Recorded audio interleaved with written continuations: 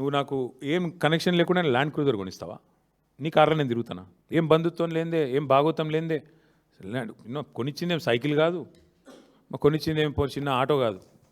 Land cruiser అనే Toyota land cruiser అంటే ఎంత? దగ్గర 2.5 కోట్ల విలువ చేసే వాహనం. అలాంటి వాహనం ఏం సంబంధం లేకుండా, ఏం బంధుత్వం లేకుండా, ఏం బాలైన సంబంధం ఏదో ఒకటి లేకుండా ఉత్తగానే కొనిస్తారా ఆయన? అందులోనే నిన్నటిదాకా ముఖ్యమంత్రి తిరిగింది కదా, ముఖ్యమంత్రి అయ్యేదాకా.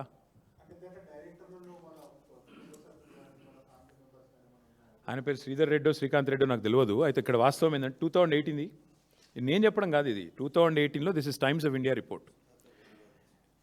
ఆయన సుధాకర్ రెడ్డి గారని senior journalist Times of India రాశారు ఈ రిపోర్ట్. ఏం రాసినారు అందులో? ఐటీ వాళ్ళు అప్పుడే సస్పెక్ట్ చేశారు ఇది బినామీ కంపెనీ అని. నేను చెప్తాను లేదు, ఇది ఐటీ ఈడీ రైడ్ అయింది రేవంత్ రెడ్డి మీద 2018 సెప్టెంబర్ 27. అందులో ఏం రాశారంటే స్పష్టంగా ఈ కేఎల్ఎస్ఆర్ అనే కంపెనీ నుంచి చాలా అడ్డగోలుగా పైసలు రేవంత్ రెడ్డి కుటుంబీకులకు సంబంధించిన భూపాల్ ఇన్ఫ్రా, సాయి మౌర్య ఎస్టేట్స్ అనే కంపెనీలోకి వచ్చినాయి.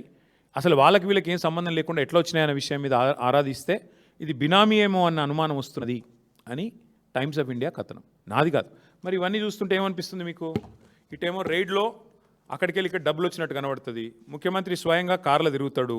సడన్గా ముఖ్యమంత్రి ఈయన కాగానే మరి దివాలా తీసిన కంపెనీకి 6,000 కోట్ల వర్కులు వస్తాయి. ఏమనిపిస్తుంది మీకు?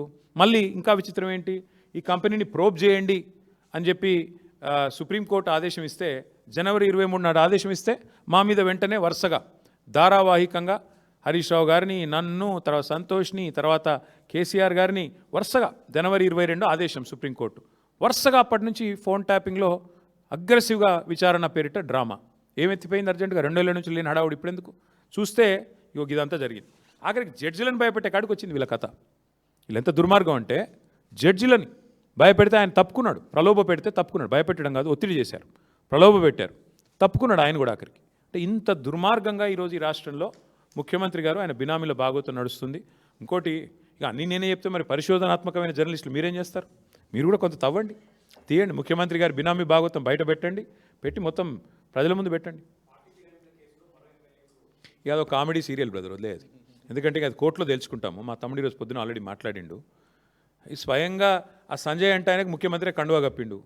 ఇక ఆయన మరి ఆ సార్ పేరు గడ్డం ప్రసాద్ కాదు, గాంధారి ప్రసాద్ ఇప్పుడు ఆయన పేరుగా. కళ్ళ గంతలు కట్టుకున్నాడు సారు, ఆ స్పీకర్ సార్. ఆయన అంటే నాకు గౌరవం, నాకు మిత్రుడు. ఈరోజు కాదు, నాకు 20 ఏళ్ళ మిత్రుడు మా ప్రసాద్ అన్న. కానీ ఇక పాపం ముఖ్యమంత్రి గారు ఒత్తిడి, ముఖ్యమంత్రి గారి ప్రభావం, ఇక ఇంతకింత ఆఖరి జడ్జిలనే భయపెడుతుండే ముఖ్యమంత్రి. మా ప్రసాద్ అన్న పాపం ఏం చేస్తాడు? గాంధారి ప్రసాద్ అయిపోయింది పాపం, ఆయన కళ్ళకు గంతలు కట్టుకున్నాడు. స్పష్టంగా కండువా కప్పుతూ ముఖ్యమంత్రి గారే సంజయ్ కుమార్కి పిలిస్తే ఇక అది కనబడతలేదు అంటే నేను ఏం చేయాలి? ఎవరు ఏం చేయాలి? కోర్టుకు పోతాం, మళ్ళీ కోర్టుకు పోతాం, అందరు ఎమ్మెల్యేల మీద కోర్టుకు పోయి కొట్లాడతాం. Thank you.